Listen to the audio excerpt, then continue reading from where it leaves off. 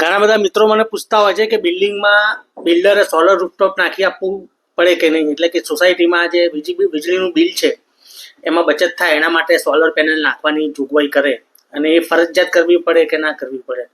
તો આ વિડીયો જો તમારા આવા કોઈ પ્રશ્ન હોય તો આ વિડીયો તમારા માટે છે. તો ખાસ કરીને પહેલાં શેર કરજો, લાગતા વળગતાને મોકલજો આ બધા વિડીયો અને મને ફોલો કરજો. આ બાબતનો ચુકાદો તાજેતરમાં રેરા દ્વારા આપવામાં આવ્યો છે અને બહુ લેટેસ્ટ ચુકાદો છે. અમદાવાદના વાડજ વિસ્તારમાં આવેલા શાશ્વત ફ્લેટના કેસમાં શાશ્વત ફ્લેટના સોસાયટી દ્વારા જે બિલ્ડર છે વિકાસ ઇન્ફ્રાસ્ટ્રક્ચર, એની સામે રેરામાં પિટિશન કરવામાં આવી હતી અને એમાં 10 વિવિધ મુદ્દાઓ આવરી લેવામાં આવ્યા હતા, જેમાં સ્ટ્રક્ચરલ ડિફેક્ટ અને વોટર લીકેજ, પછી પાર્કિંગ ના આપવું, પછી કહેવાય ને કે સોલર પેનલ ના નાખી આપવી, સિક્યુરિટી ગાર્ડ માટેની કેબિન ના નાખી આપવી, એ બધા મુદ્દા હતા.